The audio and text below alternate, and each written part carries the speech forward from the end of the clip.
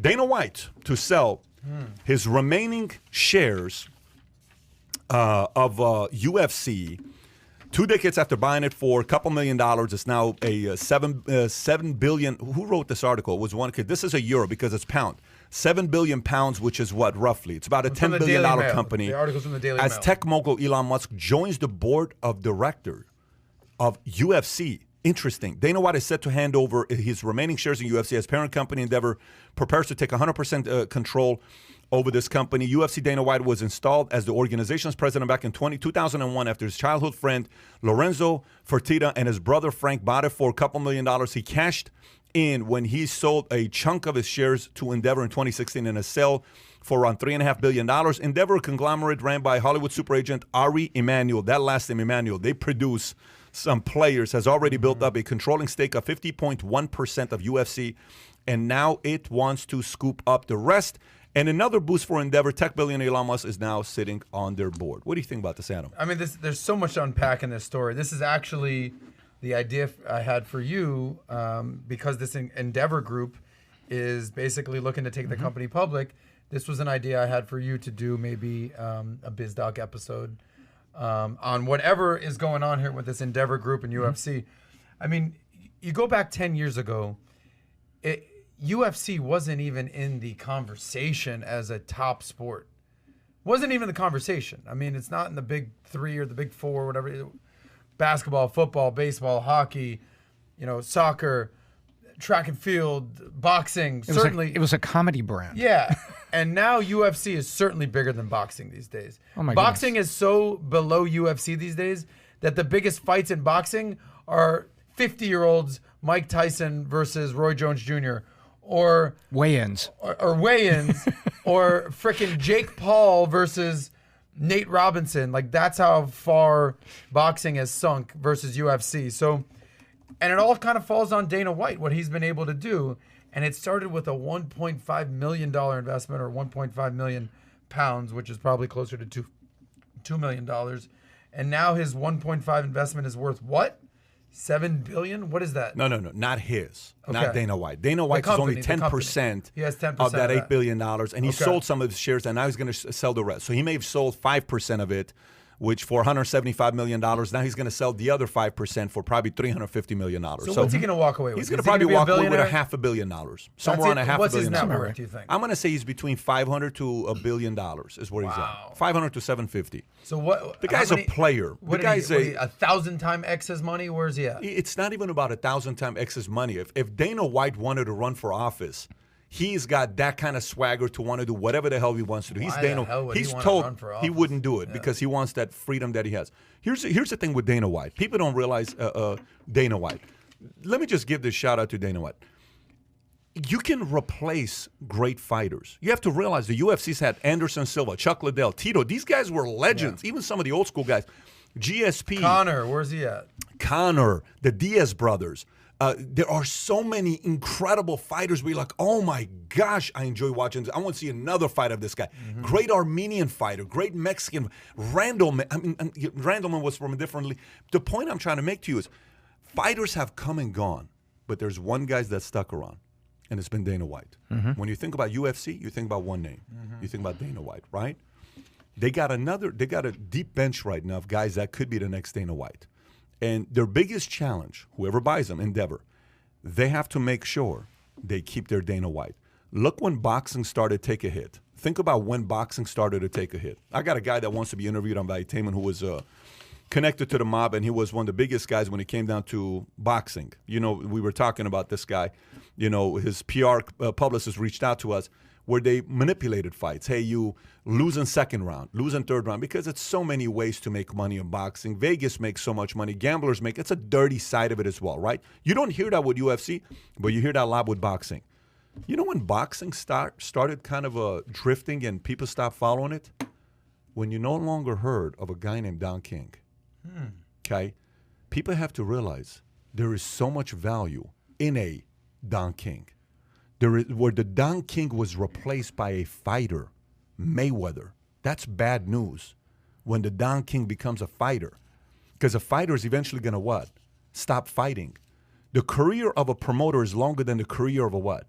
A fighter. For sure. So especially peak, right? So if whoever Endeavor comes in here and takes, Dana White's rest of the shares out because they want to be 100%, they better give this guy a fat salary with a nice profit sharing and some, additional bonuses because the guy's done a great job. Or slowly but surely, you better start getting that bench set up of the next 10, 12 guys that can potentially beat a Dana White, somebody that's a true believer in it, and see what happens with it. Bodybuilding, Mr. Olympia. You know why bodybuilding, Mr. Olympia has been dying out? Why? Because nobody's replacing Joe Weider. Everybody's trying to be Joe Weider. No one's replacing Joe Weider.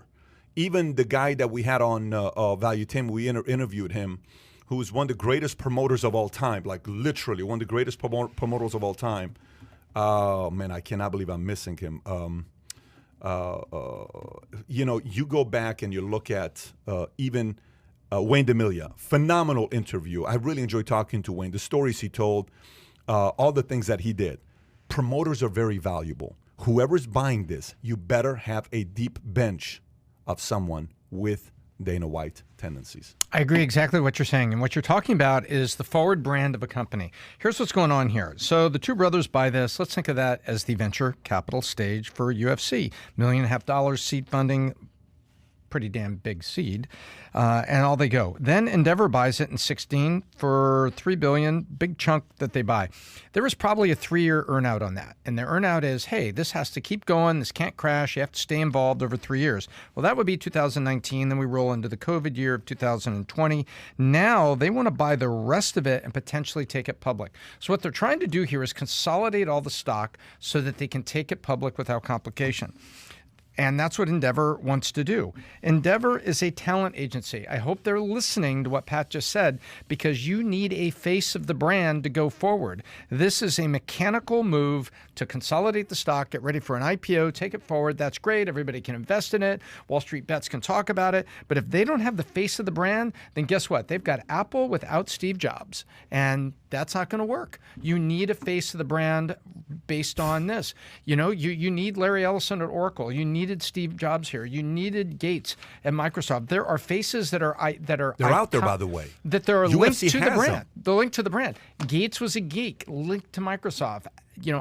Jobs was a brilliant designer with product instinct. Tom, linked to the brand. Would you give credit to Gates for who he replaced himself with? Yes, I would. Okay, I would too. Yes, I would. With Ballmer? Are you kidding me? The guy Oh, my gosh. The amount of credit Gates gives to him. Don't get me wrong, they bump heads, and it's not like a best friend relationship that they had.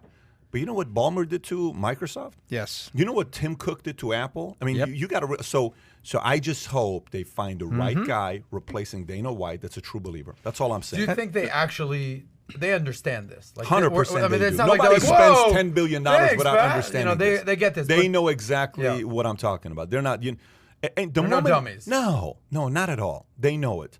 But sometimes when you make a choice like this, you can't choose someone you like. That's right. Sometimes you choose someone you like. You have to choose the right person that can do the job.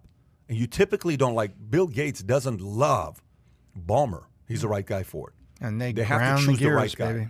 Can you imagine how, like, you think about Dana White? What do you think Dana White's like to have somebody that's reporting to his board? He's a handful. Yeah, can you imagine Dana White coming in? Well, let me give you guys an update of what's going on with our numbers. No. Imagine Dana White in the boardroom. I can't believe he threw all that shit through the window and these we're going to go after the Oscar De La.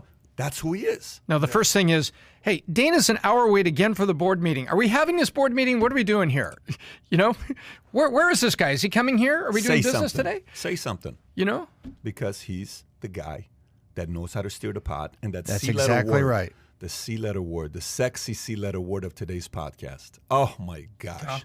Competition, baby, Exactly. is so sexy. Research and competition. Competition Today's theme. is so flippin' sexy. By the way, if you're listening, you agree, you disagree, I love it. Either way, comment below. But if you're enjoying the podcast, smash that thumbs up button. And if you think you're already a subscriber, you may not be, because this is a complete different channel. Click that subscribe button and the notification button so you will be notified the next time we go live with our podcast. I have one last point here. Tell us. I want everybody to go look at UFC and go take a look at this and look at who are their main big sponsors, like the official soda, the official beer. Look at all those. Look at the money to give to UFC. Do you think the NFL, MLB, Major League Baseball, NBA, do you think they want those dollars? They sure do. And so there's also a side of this that they're competing for corporate dollars for all the eyeballs of the young men and women that love the brand. And Dana White is a magnet that makes that happen. There's that C word again, competition. All right. I feel like Monster is the biggest sponsor of UFC. I just Proper 12. Proper No, it's probably Monster, but Proper 12 would be $1 billion. I mean, McGregor. yeah. I mean, I know you're how upset I got you to were tell with you, McGregor. man, there is But do something you think so, the other sports want those dollars? Absolutely they do. Who wants $1? The other sports want those dollars. Of course. There is no face of basketball. Right? They had to make it LeBron. The product is the face. LeBron's an iPhone 11. Someday LeBron will be replaced by somebody else. Zion. Now he's a heck of an iPhone, but the point is there's no face of the NBA. The players are the face of the NBA. Dana White is the face, the passion, the future, the rudder of UFC. So if you enjoyed this little short segment from the podcast that we did, here's another short segment to watch. Or if you want to see the entire podcast, click over here. Take care, everybody. Bye-bye.